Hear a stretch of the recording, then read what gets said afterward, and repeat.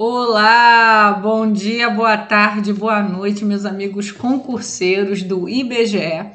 Eu sou a professora Joana Fernandes, estou iniciando com vocês mais uma aula de conhecimentos técnicos para o processo seletivo do Censo Demográfico 2021, tá bom?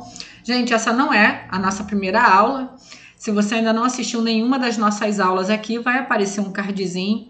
Assiste desde a primeira aula, essa é a nossa 19ª aula, a gente está aí fechando toda a parte teórica de conhecimentos técnicos nessa aula. Então, é muito importante que você assista, né, todo o conteúdo que já foi dado, tá bom? Para você que chegou até aqui comigo, chegou a essa 19ª aula, quando a gente vai finalizar essa parte teórica, né? Então, eu só tenho que te pedir duas coisas, né? Primeiro, que se você não for inscrito, se inscreva no nosso canal, deixe o seu like no nosso vídeo e compartilhe, né, com aqueles que você conhece aí, que vai fazer também o concurso, né? Vai fazer também o processo seletivo e que também podem se beneficiar desse conteúdo, tá bom? Na verdade, eu pedi 3, né? Não pedi 2, pedi 3, mas tá aí feito o pedido, tá? Vamos lá, então?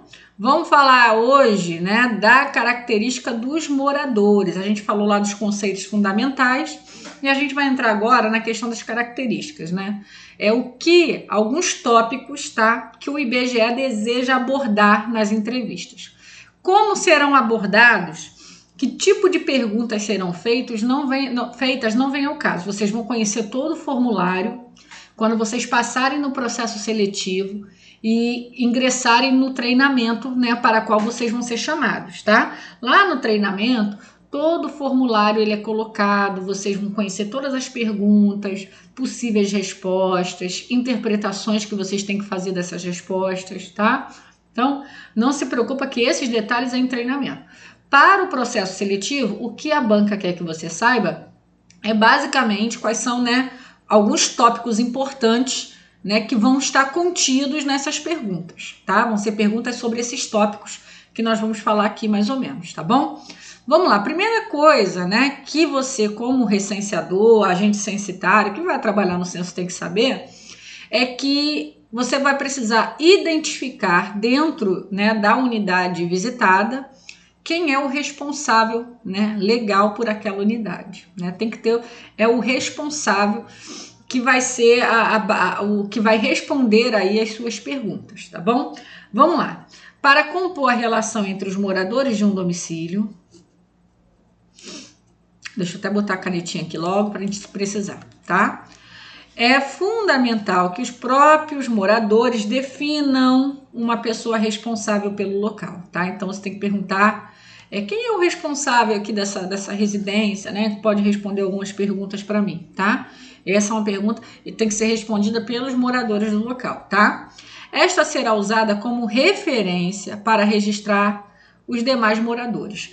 Às vezes, não é a pessoa responsável que vai responder ao censo. Às vezes, a pessoa responsável está no trabalho e tem alguma outra pessoa lá, né? Por exemplo, um casal em que o marido está trabalhando, né? E seria ele, no caso, o responsável pelo imóvel, e a esposa está em casa, né?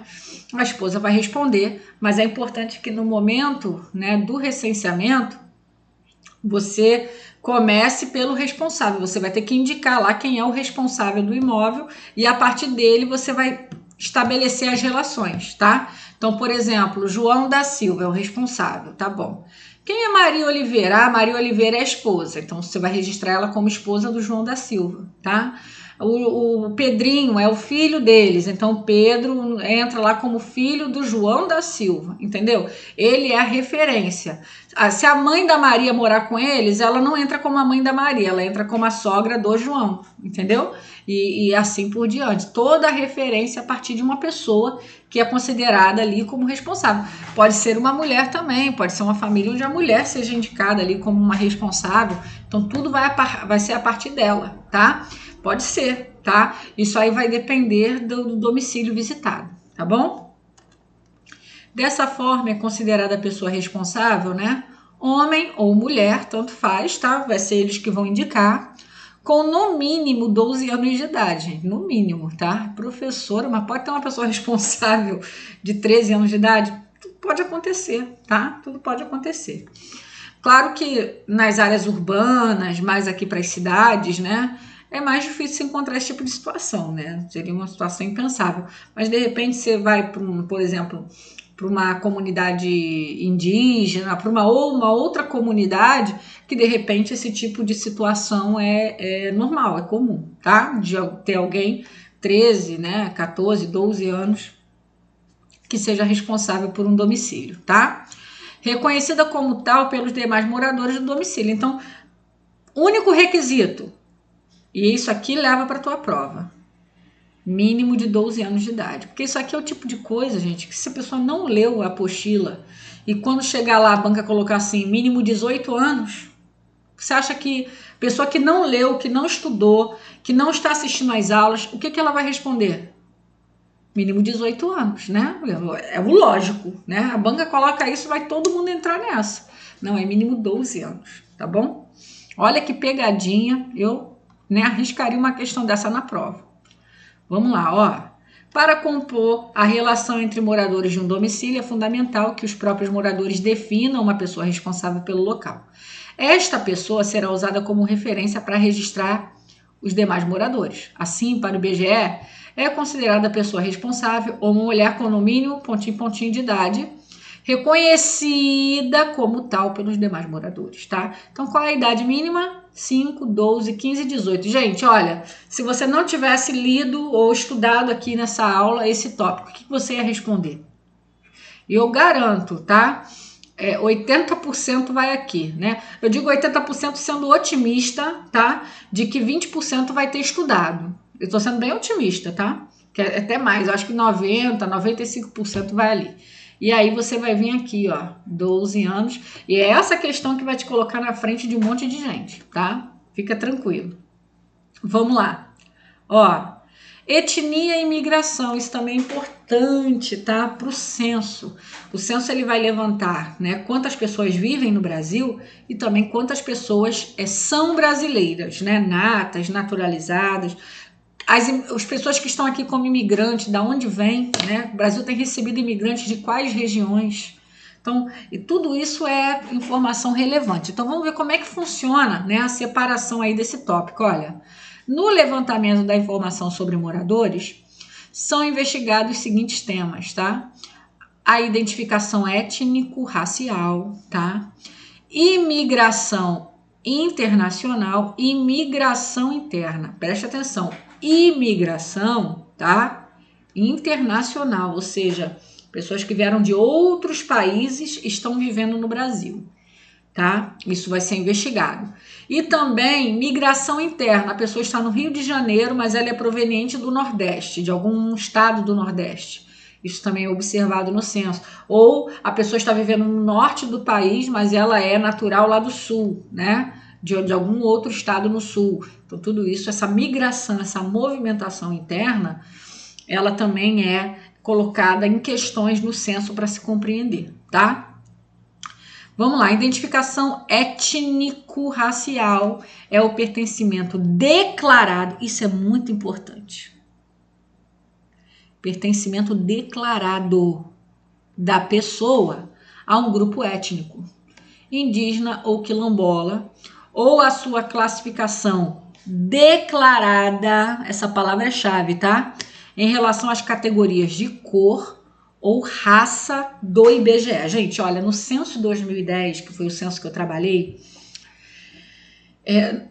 foi assustador para mim. Eu não sei como vai ser nesse censo, né? Porque temos aí, né, um intervalo de 11 anos, né, entre um censo e outro, e muita coisa mudou, né, na sociedade. Mas na minha época já foi para mim um choque, porque no formulário você pergunta para a pessoa assim: você se declara branca, preta, amarela? Assim, amarela, gente, verdade, amarela, não vem assim, você se declara asiática ou sei lá, né? É a nomenclatura mais básica e elementar. Eu não sei se é para as pessoas compreenderem melhor na hora de responder, né? Que eles botam uma linguagem assim bem simplificada e politicamente incorreta até, mas para que a pessoa compreenda. Ou, enfim, né, foi fruto ali de um pensamento que pode ter sido modificado, não sei. Sei que é assim mesmo. E você tem que botar o que a pessoa declarou. Não é o que você acha, não é a sua percepção visual, tá? Ah, eu acho que a pessoa falou que ela se autodeclarou negra, mas não, ela é branca. Ih, negra é nada? Não pode, tá? Você tem que colocar o que a pessoa disser, mesmo que você visualmente não veja a pessoa como sendo daquela determinada etnia ou daquele determinado grupo, né, racial, né? De cor, de raça, enfim, como, né? É tantas nomenclaturas, a gente fica confuso. Mas para o IBGE é isso, tá? Então, é importante que você entenda o seguinte: o pertencimento é declarado. A pessoa, nossa, ela tem tracinhos indígenas, mas se ela não se declarar indígena, você não vai colocar que ela é indígena, você vai colocar o que ela declarar, tá bom? Se a pessoa você acha que a pessoa é negra, mas se a pessoa não se declarar dessa forma, você vai colocar o que ela declarar, tá bom? A pessoa é branca, mas fala lá que é amarela, né? Você vai colocar que ela é amarela e vice-versa, e é assim que funciona, tá? Agora, preste atenção, étnico tem a ver com ser indígena ou quilombola, tá? Ou seja, proveniente de alguma dessas comunidades, indígena ou quilombola, tá bom? Agora, a classificação em relação à categoria de cor e raça, né? Que é o racial, que aí é a questão de cor, tá? Então, todas essas questões são colocadas, você vai conhecer lá as perguntas. Não sei como é que vai vir esse ano, né? Quem entrar aí no processo seletivo, depois me conta. Ah, professora, veio assim a pergunta. Porque na minha época, para mim, foi chocante, em 2010, olha só. E é um chão, né? Desde lá, vamos ver como é que vai ser o comportamento do IBGE em relação a isso nesse censo, tá? Imigração internacional é o ato de ingressar no Brasil para aqui residir, né? A pessoa perguntou, professora, e se a pessoa estiver aqui, que eu falei sobre a pessoa estar em outro país trabalhando, mas aí dependendo do período em que ela estiver lá, ela é ainda considerada como moradora, ou, né? Na verdade, se a pessoa foi trabalhar em outro país e fixou residência, mesmo que ela tenha sido há pouco tempo, né? Mas na data do censo ela estava já residente lá, ela já não é declarada moradora daquele domicílio. A pessoa perguntou, professora, e se for o contrário, né? A pessoa de outro país aqui, né? Ela vai ser recenseada como moradora. Só que é claro que essa característica dela ser imigrante será contabilizada no censo, tá? É o ato de ingressar no Brasil para aqui residir. Migração interna, tá? É o ato de deixar um município para morar em outro município dentro do território nacional. Na verdade, a gente acaba contabilizando mais por estado, né? Mas enfim, o IBGE vai falar qual você nasceu em qual município, você vem da onde, isso aí tudo é contabilizado lá dentro, tá bom? Questão da educação, tá, gente? Também há questões atinentes à educação que vão ser colocadas no censo. O que você precisa entender sobre isso? Olha, no grupo de quesitos sobre educação, questiona-se, por exemplo, sobre a alfabetização do morador, tá? Com a seguinte pergunta, a pergunta é o seguinte: sabe ler ou escrever? Né? E vai fazer. Professora, mas olha só, eu tô alfabetizando, eu tô recenseando o cara, claramente o cara, sei lá, advogado. Dá pra ver que o cara é estudado. Vou perguntar isso? Vai, porque ele tem que responder isso, tá bom? Com isso, busca-se captar se a pessoa de 5 anos ou mais de idade. Gente, se a pessoa tiver até 5 anos, tá? 4 anos e 9 e 11 meses, né? E ela não souber ler e escrever, ela não é contabilizada como analfabeta. Ela ainda está, né, entrando no período de aquisição da leitura escrita. A partir de 5 anos é que ela já é contabilizada se ela lê ou escreve. Menos de 5 anos essa pergunta não é feita, tá? Pelo menos um bilhete simples, tá? No idioma que conhece, independentemente do fato de estar ou não frequentando a escola ou já ter concluído o período letivo. A pessoa nunca estudou, mas ela sabe ler e escrever, ela escreve bilhete simples, tá? Isso é ela que vai declarar, pelo amor de Deus, você não vai mandar a pessoa fazer um teste, não escreve aí para mim, isso não existe. A pessoa que declara, tá bom? Então, através dessa resposta, você vai encaixar ali, né, a pessoa, se ela é ou não alfabetizada, tá bom? Aí, um bilhete simples, né, esse bilhete aí bombou na internet, né? Essa pessoa aqui, para o censo demográfico, ela é alfabetizada, tá? Senhores pais, amanhã não vai ter aula porque pode ser feriado, assinado tia Paulina, né? É verdade esse bilhete. Nossa, isso aqui, gente, isso aqui pegou, né? Isso aqui foi demais. Então, para o censo demográfico, tem vários erros aí, né, na escrita da língua, mas ele conseguiu escrever um bilhete simples e ser entendido. A gente consegue compreender o que ele está escrevendo. Então, para o censo demográfico, ele já é alfabetizado, tá? Vamos lá. Pessoa alfabetizada, aí tem um detalhezinho aqui sobre a pessoa alfabetizada, tá? A pessoa alfabetizada que se tornou física ou mentalmente incapacitada de ler e escrever por motivo de acidente ou doença, deve ser considerada como sabendo ler e escrever, tá? A pessoa, ela era alfabetizada, enfim, em algum momento ela desenvolveu algum tipo de transtorno mental e ela hoje já não lê e escreve por conta de um problema cognitivo. Ela é considerada alfabetizada, tá? Fisicamente, questão de saúde, gente, né? O meu pai ele tem uma condição de Parkinson, né? Meu pai lê, escreve, e é muito bem alfabetizado. Meu pai é um homem, assim, admiro muito, assim, muito culto, né? Um cara que sempre foi um leitor e sempre gostou de escrever. E hoje ele já não consegue mais escrever, né? Ele lê, mas ele não consegue mais escrever por conta da debilidade física mesmo da mão, né? Do tremor da mão, né? É complicado para ele escrever hoje manualmente. Ele é considerado alfabetizado, né? Claro que ele é alfabetizado, é uma questão física, tá? Ou alguma outro tipo de situação que incapacite a pessoa fisicomentalmente de ler e escrever. Isso não faz com que ela deixe de ser alfabetizada, porque o que ela aprendeu ela continua tendo, né? Ela continua conhecendo. Ó, pessoa não alfabetizada, a pessoa que aprendeu a ler e escrever, mas se esqueceu, gente, isso aqui é importante, se esqueceu de como fazê-lo devido a processo de alfabetização precário, frequentou a escolinha, até aprendeu mais ou menos ler e escrever, mas com o tempo acabou esquecendo, tá?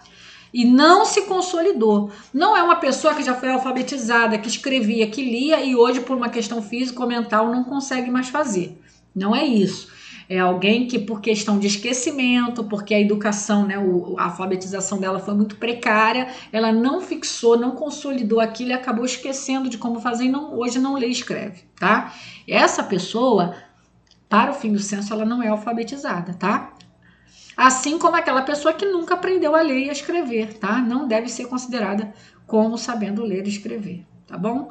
Não é questão se ela frequentou ou não a escola, é isso que eu quero que você entenda, tá? Você viu uma questão dizendo, olha, fulaninho declarou que, apesar de ter frequentado e concluído o ensino primário, não sabe ler, não consegue escrever um bilhete simples, não consegue escrever. Né? Essa pessoa, para fins do censo demográfico, ela é considerada alfabetizada? Não. Ela frequentou a escola, mas ela não consegue escrever. Ela não sabe fazer um simples bilhete. Então, para os fins de censo, ela não é alfabetizada, tá? Ó, deslocamento para o estudo, tá? Dentre outras questões relativas à educação que o censo pesquisa, né? Está o deslocamento para o estudo. Aqui diz assim, ó, que não trataremos aqui. No caso, isso aqui foi tirado do material, tá? Que a banca disponibilizou para estudo. Então, você vê que esses tópicos vão ser colocados com mais detalhes no treinamento, tá? Mas uma questão que eles querem que você saiba é que eles vão perguntar sobre deslocamento do estudo para estudo. Para ela, o IBGE considera as seguintes definições, ó. Deslocamento para estudo. Deslocamento para estudo é o deslocamento feito pela pessoa entre o seu domicílio e o seu local de estudo, seja a faculdade, seja a escola, né? O local onde ela estuda, tá? Município ou país estrangeiro em que a pessoa estuda, né? Local de estudo, colégio, escola, creche, universidade, instituto técnico, tá? É considerado como local de estudo. Então, você vai perguntar mais ou menos a que distância, né? Ela tem que percorrer do seu domicílio até o seu local de estudo. Não é do seu trabalho, é do seu domicílio, porque tem pessoas que trabalham e do trabalho vão para a escola, né? Ou para a universidade. Não. É da sua casa até o local onde ela estuda, ok? Atenção, ó. Para ensino à distância, EAD, né, que a cada dia mais, né, tem sido aí popularizado, e agora com essa questão da pandemia, né, a tendência é essa daí agora, né, é o estudo à distância. Se considera como local de estudo o polo físico, porque normalmente o ensino à distância, você estuda, né, pela internet, pelo computador, mas existe uma unidade física, um local, onde você vai, por exemplo, para fazer suas provas, né, onde você vai entregar alguns trabalhos, onde você vai tirar dúvidas. Então, existe um polo físico. Então, vai se calcular a distância entre você, o seu domicílio e o polo físico, né, do local, né, do polo físico onde você tem como referência, né, para o seu estudo, tá bom? Também vai ser perguntada a questão de trabalho, gente. O objetivo, né, de se pesquisar as questões relacionadas ao trabalho para as pessoas de 10 anos ou mais. Preste atenção nessas idades, gente. Olha, alfabetizada, 5 anos ou mais, né? Responsável pelo domicílio, 12 anos ou mais. Trabalho, 10 anos ou mais, tá? Vai ser feita questões sobre trabalho. Primeiro, conhecer a composição da força de trabalho no país, né? Saber como é a distribuição de faixa etária entre as pessoas ativas, né, economicamente no país. Identificar as principais características do trabalho da população, como ocupação, atividade e rendimento, né? Como está distribuída aí as profissões, né? Quantos profissionais de cada área nós temos no país, né? O rendimento, qual é a média salarial dos profissionais do país por cada profissão, por cada região, por faixa etária. Tudo isso, gente, todo esse combo tem que ser levado em consideração, tá? Para o levantamento das informações sobre o trabalho, as definições utilizadas pelo IBGE serão esclarecidas no treinamento presencial, tá? Uma dessas definições é sobre deslocamento para o trabalho, tá?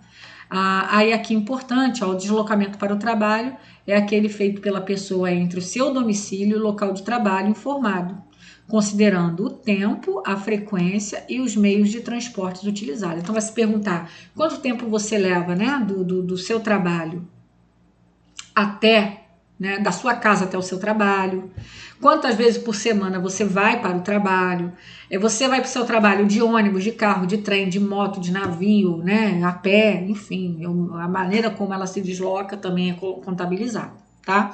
Então, são perguntas e vai ter mais coisinhas aí que você vai conhecer no treinamento. A gente vai falar, professora, vim com situações hipotéticas, assim, que não está dizendo aqui no material, são porque são coisas que a banca, no momento propício, né, a banca não, né, o próprio IBGE, no seu treinamento presencial, vai se aprofundar. Não é o momento de você conhecer. Essas informações é que o IBGE quer que você conheça para o processo seletivo. Olha, que vai ter perguntas sobre trabalho, né, para aqueles que tiverem 10 anos ou mais, que vai ter perguntas sobre questões aí de estudo, na parte de alfabetização, para pessoas com 5 anos ou mais.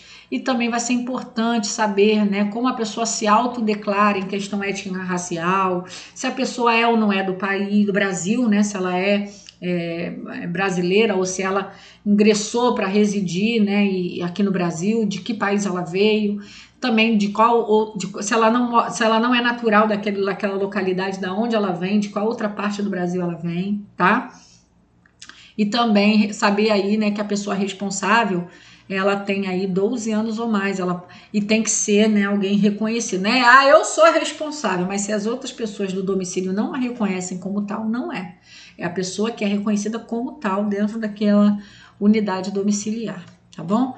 Gente, aqui a gente finaliza essa parte teórica de conhecimentos técnicos. Toda a parte de teoria está sendo colocada aqui, tá? O que eu vou falar para vocês?